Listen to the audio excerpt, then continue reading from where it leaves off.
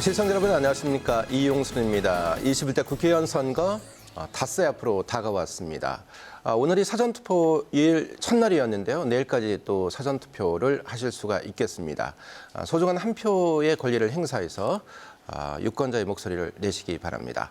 KBS 생생토론에서는 내일 사전투표일이든 닷새 뒤 투표일이든 어떤 점을 또 주의해서 해야 되는지, 또 여야의 총선 공약은 어떠한지, 총선이 갖는 의미에 대해서 두루 이야기를 나눠보겠습니다. 토론에 함께하실 분들을 소개해드리겠습니다.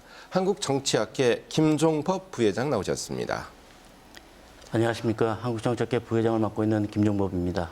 네, 배재대 행정학과 최우택 교수 자리에 함께했습니다. 안녕하세요. 최우택입니다. 충청남도 선거관리위원회 김영령 홍보과장 나오셨습니다. 안녕하십니까. 충남선관위 홍보과장 김영령입니다. 네, 국무닝 충청의 김갑수 기자도 자리에 함께하고 있습니다. 안녕하십니까. 네, 이제 총선 투표일이 이제 닷새 앞으로 다가왔는데요. 오늘 사전 투표를 하신 분도 계실 테고, 또 내일 사전 투표를 고려하고 계신 분도 계셨는데, 투표에서 또 주의해야 되는 점, 유의해야 되는 점 좀 살펴볼까요? 지참물도 좀 있지 않습니까? 김영현 과장님, 어떤 것을 또 챙겨야 될까요? 예, 그렇습니다. 말씀하신 대로 내일까지 충남 도내 200개 사전투표소에서 사전투표가 진행되는데요. 투표소에 가실 때는 반드시 그 신분증과 마스크를 좀 착용하시고 가시면 되겠습니다. 신분증이라고 하면 주민등록증이라든지 운전면허증, 여권, 학생증 등 그런 관공서 또는 공공기관이 발행한 사진이 첨부된 본인 확인이 가능한 신분증 명성을 말하는데요. 반드시 가지고 가셔야 사전투표가 가능하겠습니다. 그 마스크를 만약에 마스크를 쓰고 가는 걸 잊었다 그러면은 투표를 못하고 그런 건 아니지 않습니까? 어떻습니까? 그거는 아니겠습니다만 마스크를 반드시 하시고 가셔야 우리 모두가 그 건강한 투표소를 만드는데 어떤 도움이 되는 거기 때문에 그 투표소를 출발하실 때 반드시 마스크와 신분증을 한번 점검해 보시고 투표소로 가시는 게 좋겠습니다. 네, 그 투표장에 가실 때 본인의 안전 또 상대방의 어떤 배려를 위해서 마스크를 꼭 쓰고 갔으면 하는 바람이라는 말씀이었습니다. 그렇습니다. 투표소 입구에 손 소독제라든지 어떤 별도의 안전 조치를 그런 차원에서 또 준비한 게 있습니까? 예, 그렇습니다. 투표소에 도착을 하시면 우선 그 발열 체크를 하시게 되는데요. 그래서 그 발열 체크 결과 정상이시면 그 손 소독제하고 비닐 장갑이 투표소마다 비치가 돼 있습니다. 그렇기 때문에 손 소독제로 손을 소독하시고 그다음에 비닐 장갑을 끼고 투표소로 입장을 하시면 되겠습니다. 숫자가 많지는 않겠습니다만 코로나19 자가격리 대상자도 계시거든요.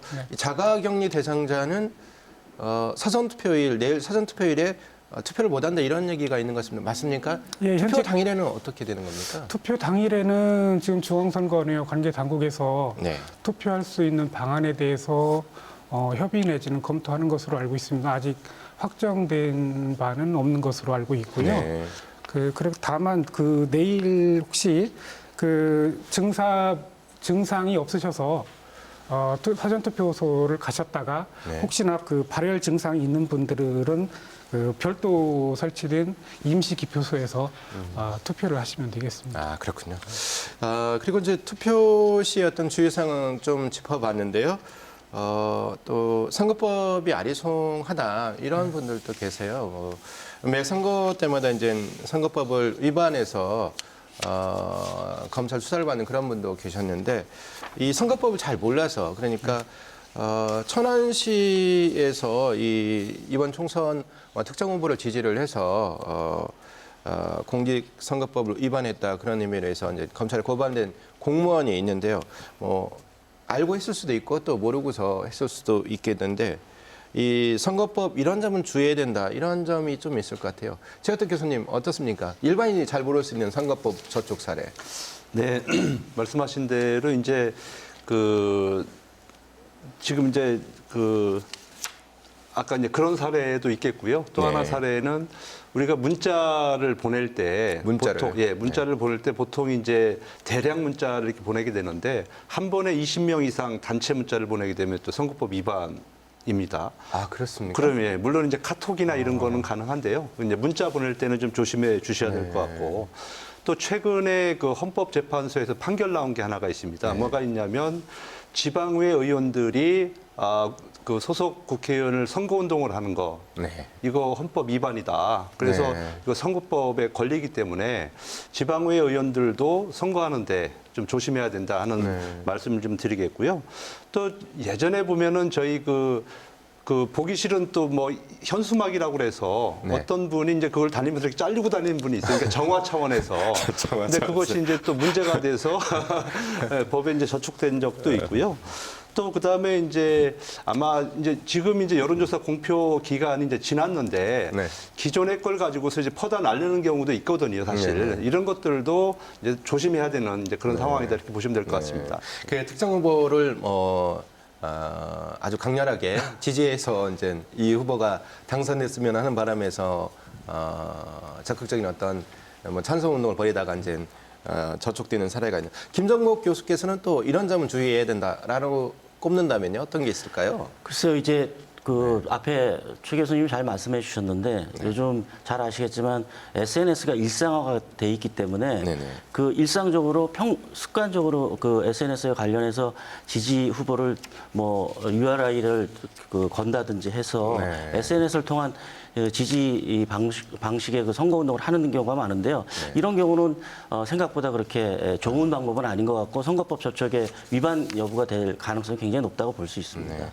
그리고 김갑수 기자 어떻습니까? 이번 총선에 선거법 위반 사례가 그렇게 많지는 않은 것 같습니다. 매 선거 때마다 이제 위반 사례가 있는데 아무래도 코로나19 관련해서 이 선거운동의 열기가 종전 선거보다는 좀 내려가서 그러지 않았나 이런 생각도 드는데 어떻게 보고 계십니까?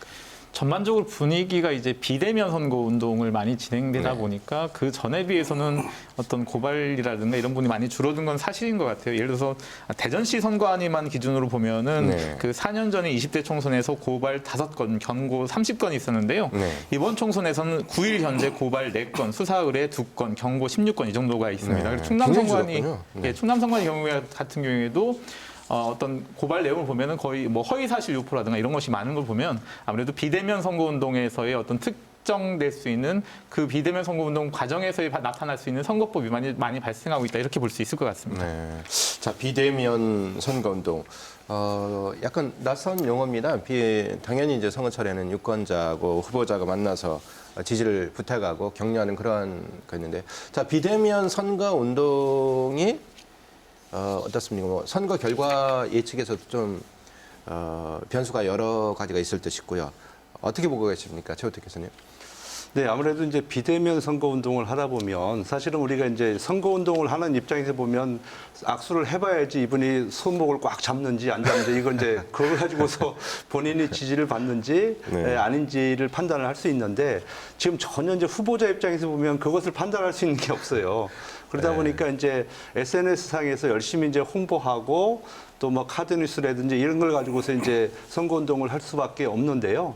어떻게 보면 우리나라 정치 역사상 처음 있는 일이에요. 그렇기 때문에 아마 후보자들도 그 결과를 예측하기 어려울 것이고 또 아마 이제 선관위에서도 아마 이제 선거 단속하는 입장에서 보면 좀 난처한 측면도 상당히 있지 않을까 이제 그런 생각을 해봅니다. 네, 저 김영영 과장님 그 선관위 쪽에서 아무래도 그래도 어떤 선거법 저촉 사례를 뭐 신청 접수를 받는다든지 실제 직원이 나가서 감시하고 그런 활동을 지금 벌이고 있는 거죠? 어떻습니까? 예, 그렇습니다. 저희는 물론 이제 그 코로나19 영향으로 어떤 그 사회적인 분위기가 좀 사회적 거리두기 운동이 이제 펼쳐짐으로 인해서 어떤 각종 모임이나 행사가 취소되거나 후보자 등이 말씀하신 대로 어떤 대면에 의한 선거운동보다는 이제 비대면에 의한 그런 그 선거운동이 이제 강조되는 그런 환경이지만 그래도 저희 나름대로 그 어떤 그 공정선거 지원단이라든지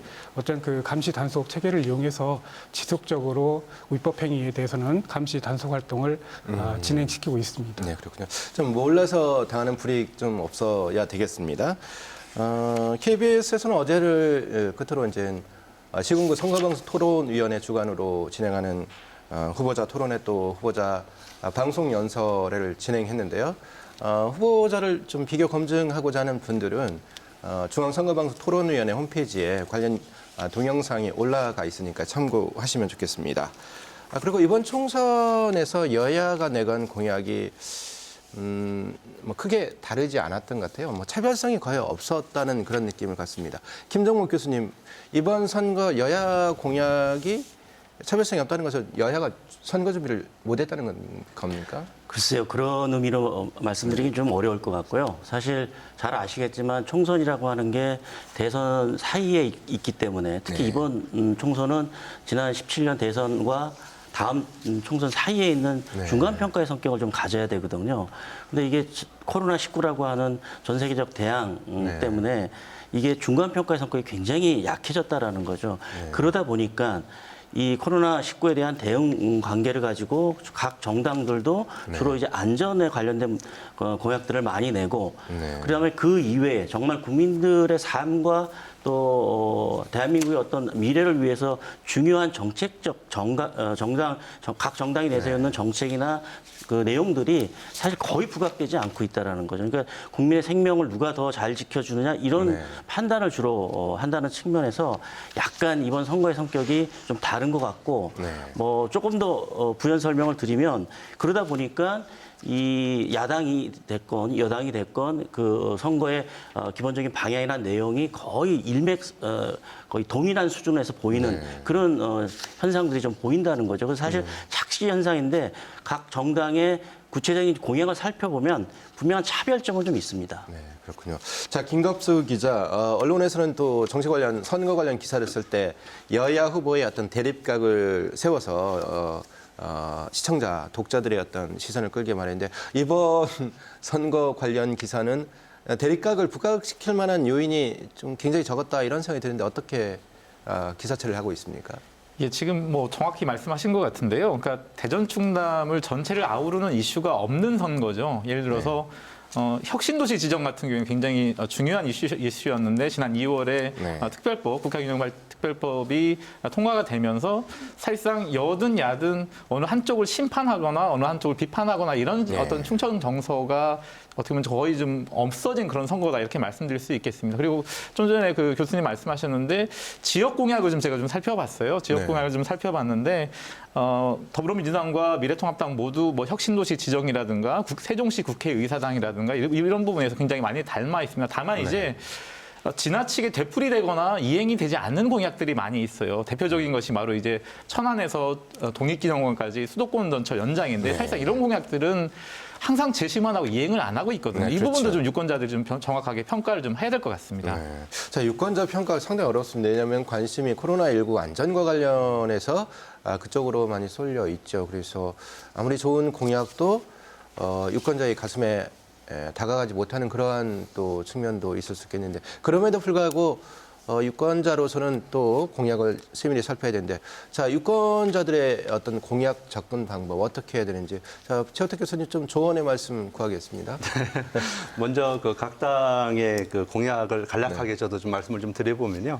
일단은 이제 각 당의 대표 공약을 살펴보니까 더불어민주당 같은 경우에는 전국 무료 공공 와이파이 구축이 이제 1호 공약이더라고요. 이제 그만큼 중요하다는 얘기고 아마 그 청년층들을 겨냥한 이제 그런 공약이 아닌가 싶기도 하고요. 그다음에 이제 미래통합당 같은 경우에는 재정 건전화, 탈원전 정책 폐지, 노동시장 개혁 이런 공약들을 제1 공약으로 내세웠고요. 정의당 같은 경우에는 청년 기초 자산제를 도입하겠다 뭐 이런 공약입니다. 그래서 기본적으로 이제 이번에 19세 청년들이 새로 이제 선거권에 들어오지 않았습니까? 그러니까 그 층을 위한 공약이 아마 이제 제1번 공약으로 이제 주로 나오는 것이 아닌가 하는 생각을 해보고 다음에 이제 또 이번에 코로나19 관련된 공약들이 상당히 많더라고요. 네네. 예를 들어서 더불어민주당 같은 경우에는 질병관리본부를 이걸 이제 질병관리청으로 독립청으로 해야 되겠다. 네. 그리고 뭐 이 미래통합당도 같은 공약을 내세웠습니다. 그리고 이제 또 그 더불어민주당은 국립바이러스연구원을 설립을 하겠다. 네. 또 그다음에 의대 정원을 확대하겠다. 네. 그리고 이제 최근에 가장 큰 이슈 중에 하나가 대학생 등록금 반환 뭐 이런 문제들이 있거든요. 근데 더불어민주당에서는 20%를 반납해 주는 것을 제한하겠다. 뭐 이런 네. 공약을 내세우기도 했고. 그다음에 이제 통합당 같은 경우에는 긴급 유급 돌봄 휴직제를 도입을 하겠다. 네. 그다음에 마스크 등 위생용품 구입을 할 때 세액을 공제를 해주고 또 대학생 1인 네. 100만 원씩 지급하겠다. 뭐 이런 공약들을 내세웠습니다. 그래서 이제 우리가 지금 보면은 이제 뭔가를 자꾸만 주겠다는 공약들이 많아요. 그러니까 네. 국민의 세금을 가지고 국민들에게 동의도 구하지 않고 주겠다는 공약들이 맞는데 사실 그거는 옳지를 않거든요. 그러니까 국민들 입장에서는 이 돈이 어디서 오는 건지 어떻게 마련하는 건지 이런 것들을 좀 꼼꼼하게 따져서 그런 공약들을 살펴보고 투표를 해야 된다. 저는 이렇게 보고 있습니다. 그 김영용 과장님은 뭐 선관위에 몸담고 계시니까 여야 사이의 어떤 절대 중립을 지키는 분이신데 어떻습니까? 그 이번에 어떤 그 각종 공약이 재정을 지원해주겠다 여야 공이요. 그런 것이 어떤 특이한 현상일까라고 보여지거든요. 그런 어떤 과거 공약은 거의 기억이 없거든요. 어떻게 보고 계십니까? 사실 그 여야의 어떤 공약에 대해서 네. 그 저희 선관위 입장에서 뭐 좀 어떤 이렇다 저렇다 말씀드릴 만한 그런 입장은 좀 네. 아닌 것 같고요. 다만 저희가 좀 말씀드리고 싶은 것은 뭐냐면 그 정책 선거라는 것은 어떤 그 민주주의 선거의 대의 명제입니다. 네. 그렇기 때문에 어떤 각 이미 선거 공보가 이미 각 가정에 네. 배달이 됐고 그래서 그 선거 공보에는 그 후보자 공약이 이미 충분히 이렇게 좀 나타나 있기 때문에 좀 어떤 그 후보자 공약을 좀 확인하시고 네. 그리고 그 정책 공약 알림이 사이트라고 있습니다. 정책 공약 알림이 예, 사이트요? 거기 들어가시면 각 후보자별로 그 공약을 비교 확인할 수 있도록 그렇게 그 나열돼 있고요. 그다음에 어제까지 아마 후보자 토론회가 끝났기 때문에 네네. 후보자 토론회 그 다시 보기를 통해서 저희가 그 후보자의 공약을 비교 확인하시는 그런 유권자들이 어떤 현명한 노력이 필요하다 이렇게 말씀드릴 수 지금 있겠습니다. 이제 전국의 각 지역구 후보자 토론회 또 비초청 대상인 군소정당 후보 또는 무소속 분들의 방송 연설이 지금 중앙 선거방송 토론위원회 홈페이지에 올라가 있는 거죠? 예, 그렇습니다. 네, 그래서 예. 네. 그리고 김각수 기자 어떻습니까? 코로나19 관련 어떤 공약이 주를 이룬단 말이죠. 어떤 그 여야 공약의 어떤 차별성을 찾아내기가 유권자로서는 상당히 어려운데 그럼에도 불구하고 또 투표를 하려면 한 명만 찍어야 되기 때문에 해야 되는데 자 어떤 방법을 동원해야 되겠습니까? 어려운 질문을 주셨는데요. 그러니까 공약을 만들어진 시스템을 좀 잠깐 말씀드리면 네. 충청권 4개 시도가 주요 정당에 제안하는 그런 방식이 있을 거고요. 그리고 네. 주요 정당의 후보들이 중앙당에 제안하는 형식이 있을 겁니다. 그것을 통해서 이제 공약이 만들어지다 보니까 거의 뭐 대동소이한 그런 측면이 있습니다. 그래서 네. 저는 한편 이런 제안을 좀 드리고 싶어요. 그러니까 후보자 개인에 대한 어떤 공약 이행은 매니페스토 운동본부에서 어느 정도 그 통계치를 내고 있는데 네.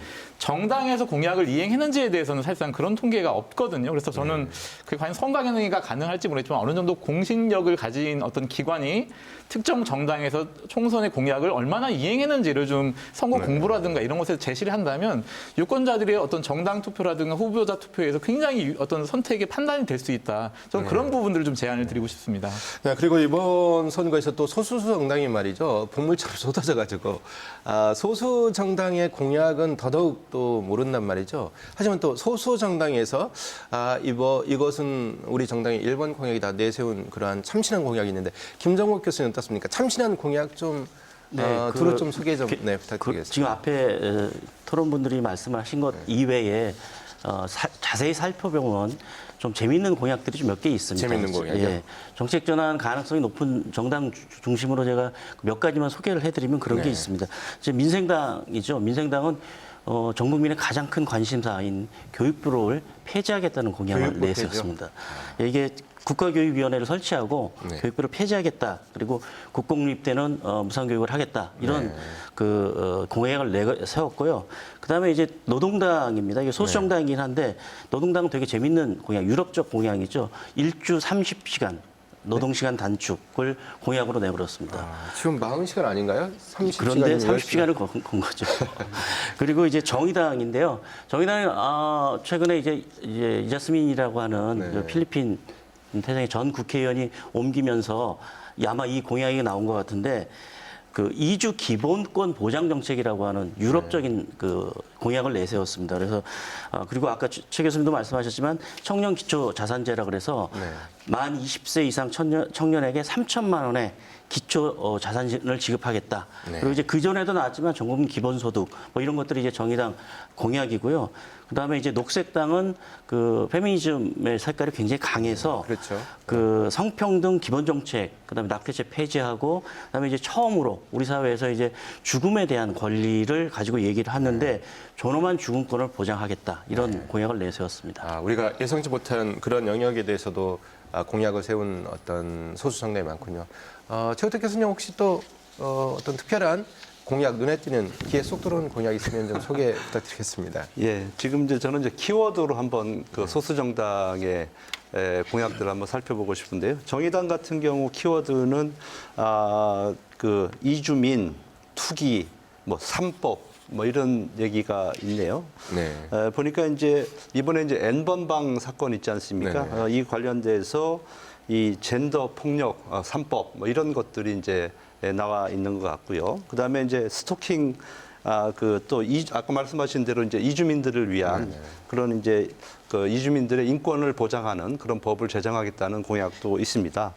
그다음에 이제 민중당 같은 경우에는 고용보험, 농민수당, 노동법, 장애인 뭐 이런 것이 이제 키워드인데 여기는 이제 이 고용보험 같은 경우에는 그동안 이제 그러니까 정규직을 대상으로 지급을 했는데 전 국민을 대상으로 해서 이 고용보험을 처리해 주겠다 이런 공약도 있고요. 마지막으로 국민의당 같은 경우에는 선거 개입, 여론 조작 뭐 이런 것이 있습니다. 아마 이것은 이제 그 인터넷에서 왜 특정 작업을 반복하는 매크로라고 하는 프로그램 있잖아요. 뭐 이런 것을 방지하기 위한 이제 그런 법안을 만들겠다. 뭐 이런 내용들이 좀 있습니다. 김광수 기자 어떻습니까? 뭐 아무리 귀에 쏙쏙 들어오는 공약도 뭐 실천이 돼야 그게 힘을 받는 탄력을 받는 건데요. 자, 각 당의 어떠한 그 선거 전략이 일단은 표심을 끌어올려면 눈에 띄는 그러한 뭐 예산 뒷받침이 안 되는 그러한 사안, 뭐 그러한 공약도 있을 수 있을 것인데, 자, 각 당의 주요 공약 중에서 좀 이거는 실현 가능성이 낮다, 뭐 그런 공약을 짚어낼 수 있을까요? 좀 조심스럽긴 합니다만. 예, 뭐 이 특정 정당의 명칭을 얘기하지 않고 말씀드리는 게 그렇죠. 오히려 나을 말씀 건데요. 안 하시는 게 뭐 좋겠습니다. 예를 들어서 뭐 결혼 시에 1억 원과 주택 자금 2억 원을 지급하겠다. 그리고 출산 시에 5천만 원과 그리고 연애 수당을 매달 뭐 20만 원씩 지급하겠다. 이런 정당도 있습니다. 그래서 또 재미있는 공약도 한두 가지 더 있습니다. 예를 들어서 민생당 같은 경우에는 불로소득 세금을 환수해서 무주택자에게 20평대 아파트를 공급하겠다. 이런 것도 있고요. 그리고 그거 얼마나 좋습니까? 그리고 언론개혁 분야에 대한 공약을 열린민주당이 했는데요. 악의적인 허위 보도에 대한 징벌적 손해배상제 그리고 막말 방송을 규제하겠다 이런 공약도 있습니다. 그래서 중요한 것은 얼마나 많은 공약을 했는지가 아니라 사실상 어떻게 이행할 수 있느냐, 실행력이 있느냐 이런 문제이기 때문에 좀 유권자들이 좀 현명하게 좀 판단을 하셔야 될 것 같습니다. 그 선관위 차원에서도 어떤 공약, 유권자들이 이제 공약을 볼 때 뭐 굉장히 좀 살펴야 되는데 꼼꼼히 살펴야 되는 게 일단은 내 가슴에 다가오면 그것에 시선이 끌리게 되는데요. 김영현 과장님 어떻습니까? 실현 가능성이 어떤 민주주의 어떤 그러한 대의민주적인 차원에서 굉장히 중요한 의미, 그 배경 좀 거듭 설명 부탁드리겠습니다. 그렇습니다. 결국은 정당 후보자들이 공약은 결국은 국민들이 어떤 삶과 직결된다고 보기 때문에요. 국민들이 어떤 자기 어떤 지역만의 공약이 있을 것이고 네. 국가적인 차원에서의 어떤 공약이 있을 것입니다. 그렇지만 그 어떤 그 국민들께서 보면 공약을 좀 보실 때 어떤 그 재원 마련 방안이라든지 네. 그런 좀 종합적으로 그 보셔서 어떤 실현 가능성을 좀 잘 생각을 좀 해보시고 네. 그 투표한 그런 현명한 자세가 필요하다. 네. 예, 이렇게 말씀드리겠습니다. 자, 충청권 판세 좀 전망을 한번 해볼까요? 그 충청권 어떤 선거구 기존 여론조사를 보면 경합 지역이 굉장히 많다, 다수 있다라는 그런 전반적인 평가가 있습니다. 김정목 교수께서는 어떤 충청권 판세 어떻게 좀 흐름을 잡아가고 있습니까?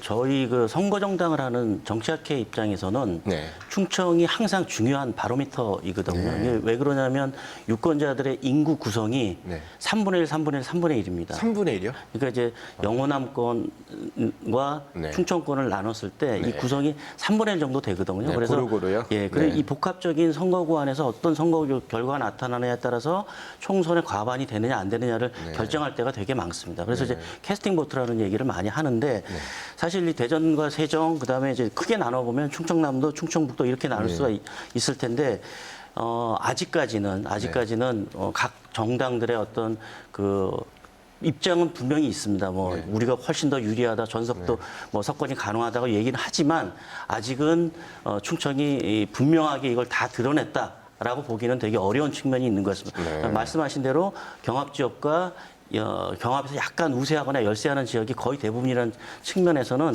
조금 더 지켜봐야 되고 부동층의 비율이라 그럴까요? 이게 굉장히 높은 충청 지역이라서 아직은 조금 남은 한 5일 동안의 선거 기간을 좀 봐야 되고 오늘 사전 투표가 끝났는데 이 내일까지 이어지는 사전 투표의 결과가 또 충청권에서 중요한 의미를 갖고 있다고 보겠습니다. 네. 최호택 교수 어떻습니까? 충청권 판세, 충청인들의 특성 중에는 또 속내를 잘 내비치지 않는 그런 면이 있지 않습니까? 수도권에서도 경합 지역이 많고요. 충청권에서 경합 지역이 많은데 어떤 인구 분포라든지 정부 정책에 대한 또 야당에 대한 각각의 어떤 의견이 종합적으로 하다 보니까 아직 평가를 못 내린 분들이 많다는 뜻이기도 하겠습니까? 예, 지금 교수님 말씀하신 대로 이제 부동층이 가장 많은 곳이 이제 충청권이고 또 충청권은 항상 선거 3일 전에 이제 자기 의사결정을 하는 그런 특성을 가지고 있는 곳이기도 합니다. 그래서 정말 오리무중 아무도 모르는 이제 그런 건데요. 더군다나 이제 어제부터는 그러니까 선거 여론조사 공표도 안 되고 또 토론 방송도 다 끝나고 이렇게 하다 보니까 이제 정말 깜깜이 선거가 될 수밖에 없는 이제 그런 상황인데요. 지금 우리 충청권 그러니까 소위 얘기해서 대전, 세종, 충남 하면은 지금 총 20석 정도란 말이에요. 네. 근데 지난번 선거에서는 이 중에서 새누리당이 14석, 민주당이 12석, 그리고 무소속이 1석을 차지했었습니다. 그러니까 새누리가 조금 앞섰는데 이것이 이제 중간에 보궐선거 이렇게 하면서 다시 통합당이 12석, 민주당이 15석 이렇게 변했습니다. 사실은 이렇게 변했었는데요. 이번 선거는 각 당에서 예상치를 내놓은 걸 보니까 정말로 박빙이에요. 박빙이요? 네, 특히 이제 대전 지역 같은 경우에는 각 당에서는 지금 현역 의원들은 다 승리를 한다고 지금 얘기를 좀 하고 있고 주장이죠. 네. 예, 본인들 주장이 그렇습니다. 거기에다가 이제 플러스 알파를 내기를 좀 하고 있는 입장이고 그러나 이제 세종 같은 경우에는 지금 이제 이 민주당 쪽에서는 조금 유리하다고 판단을 하는 것 같고 그 다음에 통합당 쪽에서는 이제 경합이다 이렇게 따라가는 하는 것 같습니다. 추월하겠다. 그리고 이제 충남 같은 경우에는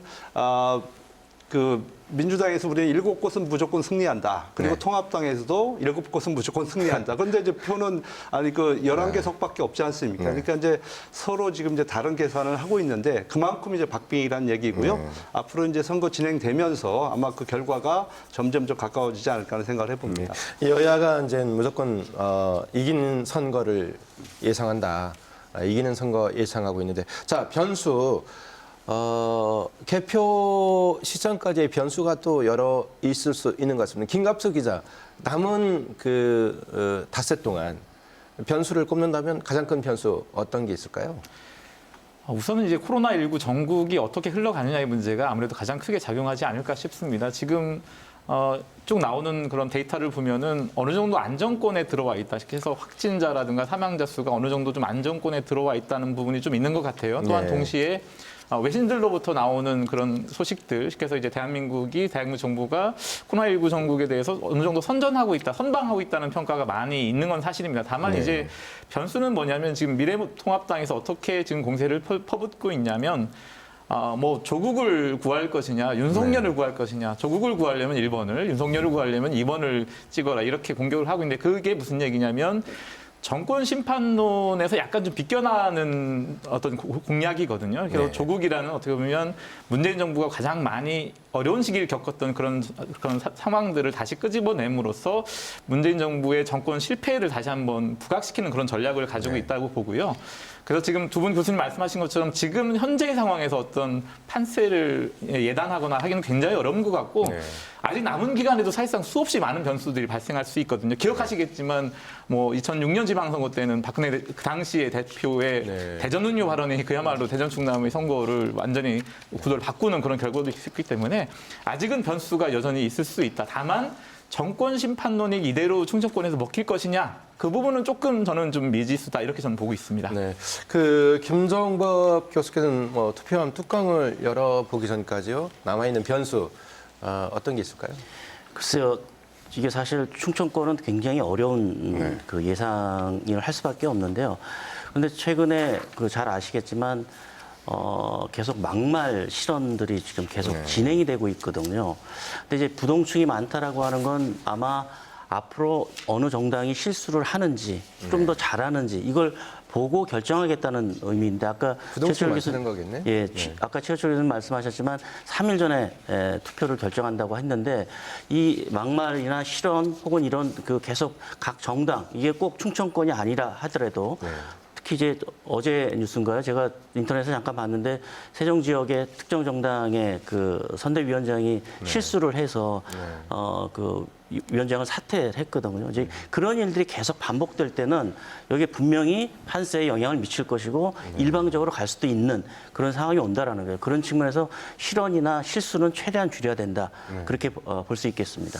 야, 그 며칠 닷새 남았으니까 후보들이나 선대위원장들 굉장히 그 좀 긴장도가 높아지겠네요. 말 하나 실수하는 것이 표심 전체를 흔드는 그런 상황이 되니까요. 근데 지금 이제 네, 예를 들어서 그렇죠. 이제 누군가 막말을 해서 이게 이슈화가 되잖아요. 그럼 이게 참인지 거짓인지 검증할 수 있는 시간이 없다는 거예요. 네. 이게 이제 급속도로 이제 SNS 통해서 번지거든요. 만약에 그렇게 되면은 이걸 걷잡을 수도 없고. 그런데 이게 이제 악의가 많은 이제 그런 그 발언일수록 파급력이 더 크거든요. 그리고 또 선거에 더 큰 영향을 주는데 사실 이제 선거 결과가 끝나고 나서 이게 문제가 되더라도 대부분 이걸 어떻게 할 수 있는 방법들이 많지가 않아요. 그래서 정말로 조심해야 되고 우리가 가짜 뉴스 또 막말에 대해서는 한번 좀 치밀하게 검토를 한 다음에 투표행위에 나서는 것이 필요하다는 생각을 해봅니다. 그 저희 KBS에서는 이 폭로를 목적으로 하는 그러한 기자회견 그런 좀 다르지 않거든요. 왜냐하면 선거 운동 기간이 제한되어 있는데 사실관계를 하거나 상대 후보가 방어할 그런 시간적인 여유가 없으면 기사화를 하지 않는데 캠프 관련 되시는 분들이 또 SNS를 통해 가지고 그거를 퍼나르는 그런 상황 굉장히 조심스러워. 김갑수 기자 뭐 그런 어떠한 그 측면에서 보면 그것을 접하는 사람들도 이거를 좀 비판적인 시각으로 바라봐야 되는 측면이 있지 않습니까? 어떻습니까?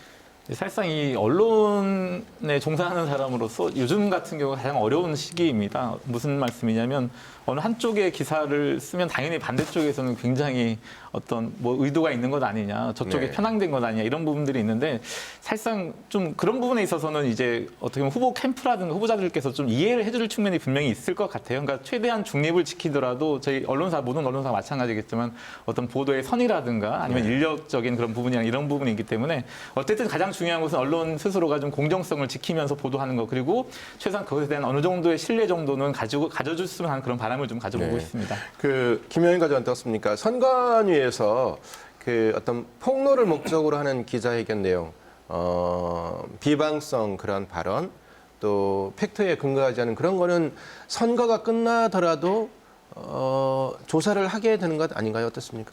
그렇습니다. 정확한 그 후보자 측의 어떤 이의 제기라든지 그런 절차가 있다고 하면 그 선거가 끝났다고 그래서 어떤 위법 행위가 종료되는 것이 아니고요. 네.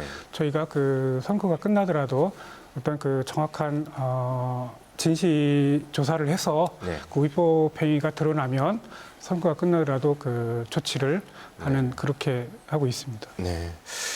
그 선거 때부터 또 여론조사가 그 결과가 이제 다소 쏟아지는데 이번 여론조사는 뭐 양은 많지 않았던 것 같아요. 많았는데 자 이전에 그 선거 여론조사가 투표함을 뚜껑을 열었을 때 실제적인 결과와 일치했던 적도 있고요. 일치하지 않아서 당황해하는 그런 그 사례가 몇 있는데 어떻습니까?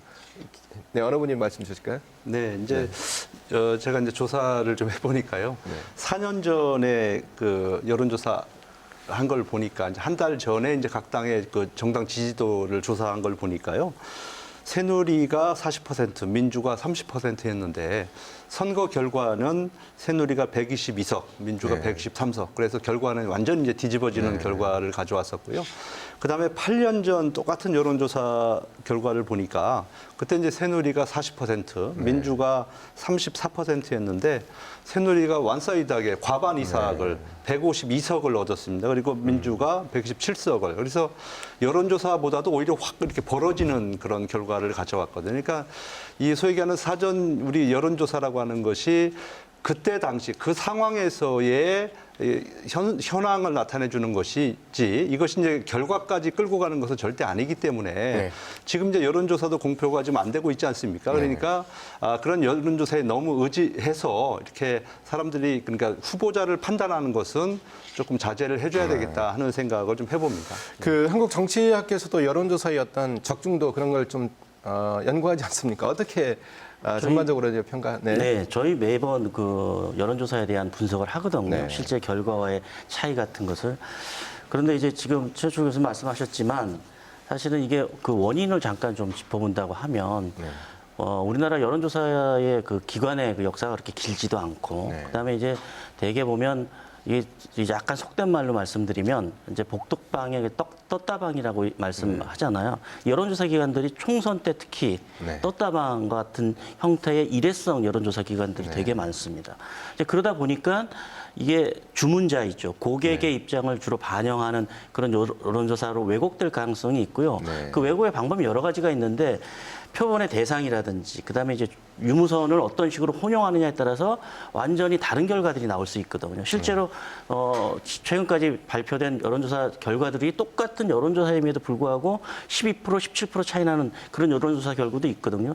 그런 측면에서 보면 이게 이제 그 여론조사가 사실 절대적인 신뢰를 할 수는 없지만 결집 효과나 확인 효과 정도는 충분한 그 정치적 의미를 담고 있다. 그렇게 생각할 수 있을 것 같습니다. 그 여론조사 결과의 어떤 적중률, 정확성에 대한 얘기는 끊이지 않는데요. 특히 이제 이번 선거에서는 코로나19와 관련해서 투표율이 다소 떨어질 것이다. 이런 전망 속에서 각 캠프가 가지고 있는 여론조사 결과가 실제 이제 결과하고의 어떤 일치성, 연결성은 좀 더 떨어지지 않을까라는 생각이 드는데 김갑수 기자 어떻습니까?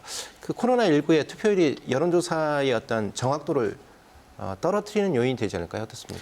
여론조사 데이터를 보면은 이제 물론 후보 지지도 정당 지지도 다 나오지만 그 중에서 한 가지의 항목이 반드시 투표를 할 것이냐 말 것이냐에 대한 그런 질문이 있거든요. 근데 좀 굉장히 주목해야 될 부분은 한 90% 이상이 투표를 반드시 하겠다라고 답변을 합니다. 문제는 이제 투표율을 정작 보면은 뭐 60% 안팎에 된다는 거죠. 그만큼 이제 과연 이 여론조사를 100% 믿을 수 있느냐에 대한 부분은 분명히 있을 것 같고요. 그런 만큼 아까 최 교수님께서 말씀하신 것, 우리 두 분 교수님께서 말씀하신 것처럼 어떤 단적인 어떤 상황에서의 판단보다는 흐름을 보는 것이 맞다라고 보고요.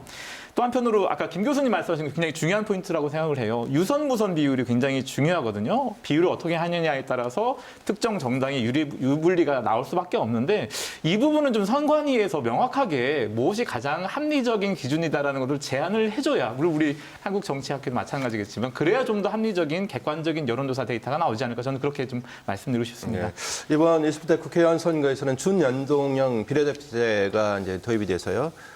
선거 제도적인 측면에서도 이제 변화가 뒤따르고 있습니다. 김영영 과장께서는 물론 정치적인 의미도 이제 이번 선거제도 변화에 있습니다만 선거제도적인 측면에서 어떤 변화가 가장 크다고 보십니까?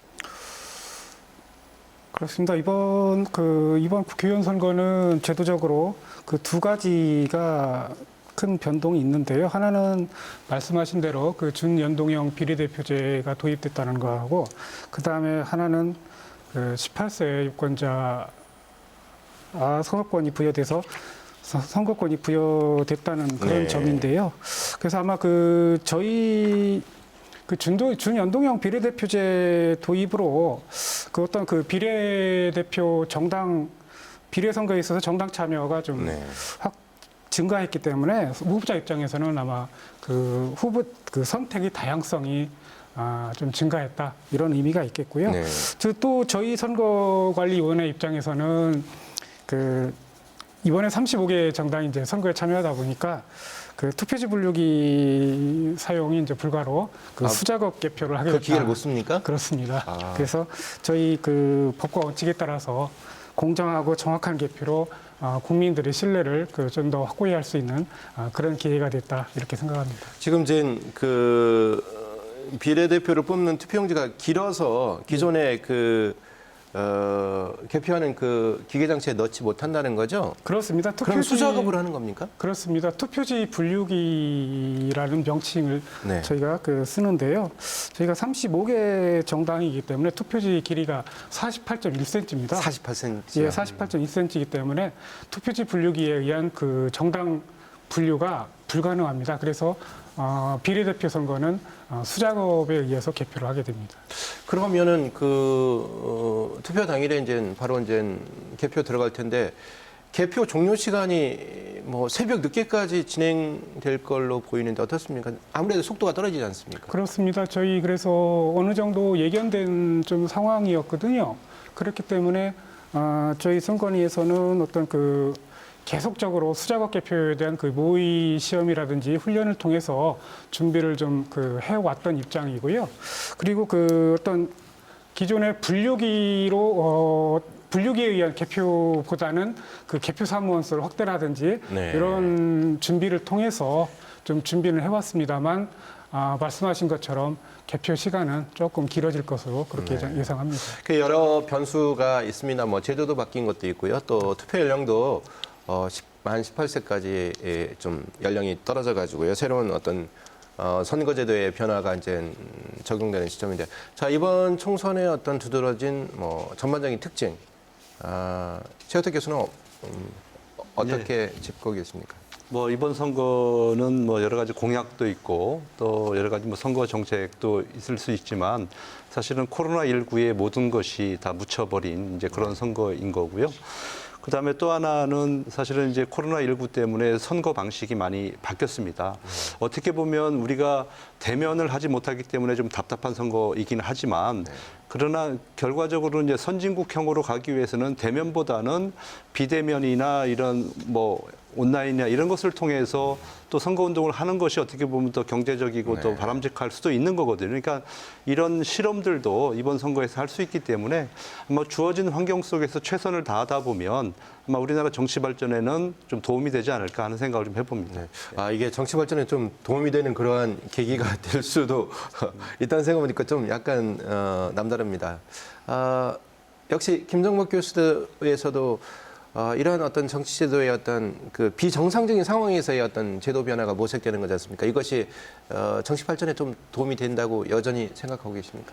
글쎄요, 이제 그거는 좀 확인을 좀 해봐야 되는데요. 저는 좀 약간 좀 다른 얘기를 말씀을 드리고 싶은 게, 그럼에도 불구하고 이 코로나19라고 하는 굉장히 세계적 대재앙의 사태에도 불구하고 재외국민 선거 투표 결과, 그다음에 오늘 끝난 아직 내일까지 남아 있는 이 사전 투표율이 기존의 대선보다도 더 지금 이 현재 추세로 가면 높아질 가능성이 있다라는 거죠. 사전 투표율 유리요. 예, 그런 측면에서 보면 어쨌든 굉장히 일반적으로 이 방역이나 여러 가지 문제들, 위생적인 문제들, 보건상의 문제들 때문에 투표율이 저조할 거라고 하는 예상들을 많이 했는데 생각보다는 재외선거 투표율도 굉장히 높고 그다음에 사전 투표율도 높아질 예상을 하고 있다라는 거죠. 이제 그런 측면에서 보면 그 코로나 19에도 불구하고 이번 총선이 갖는 중요한 의미가 있는 것 같고요. 한 가지만 제가 이제 마지막 말씀인 것 같은데 이번 총선 투표 유권자 한 표의 가치가 4,700만 원이랍니다. 네? 그러니까 이제 4,700만 원이랍니다. 어떻게 그런 계산이 나오죠? 이게 이제 4년 앞으로 국회의원들이 예산을 세울 때 그 예산을 전부 다 모아가지고 유권자 평균수로 나누면 4,700만 원 정도가 된답니다. 이제 그런 측면에서 보면 아까 저 마스크 얘기도 하셨는데 공적 마스크 가격이 1,500원인데 1,500원과 4,700만 원이라고 하는 세금을 바꾸지 않으시기를 제가 진심으로 유권자 여러분들께 좀 부탁을 드리고요. 총선에 꼭 투표를 참여해 주셨으면 하는 게 제 개인적인 바람입니다. 자, 김영렬 과장님, 그 유권자들에게 투표 독려의 말씀 하실 수 있는 시간 30초 드리겠습니다. 네, 그렇습니다. 우리 사회가 좀 직면한 그 국가적인 위기 상황을 극복하고 어떤 대한민국의 내일을 설계하고 준비해 나가는 그런 측면에서 이번 국회의원 선거는 참 중요하다고 보고요. 그 민주주의는 포기할 수 없는 가치고 민주주의 꽃은 선거입니다. 그 선거권을 처음 행사하는 만 18세 유권자는 물론이고 기성세대도 어려운 환경이지만 그 투표 참여로 민주주의 꽃을 피울 수 있도록 꼭 투표에 참여해 주시기를 부탁드리겠습니다. 네, 4월 15일 총선 딱 닷새 남았습니다. 내일도 사전투표는 하실 수 있습니다. KBS에서는 유권자의 올바른 선택을 돕고자요. 중앙선거방토론위원회 그리고 시군구 선거방송 토론위원회와 함께 이제 후보자 토론회 연설회를 진행했는데요. 외차 방송을 보지 못한 유권자분들 중앙선거방송 토론위원회 홈페이지에서 다시 보기가 가능합니다. KBS 성색토론 여기서 마치겠습니다. 시청해주신 여러분 감사합니다.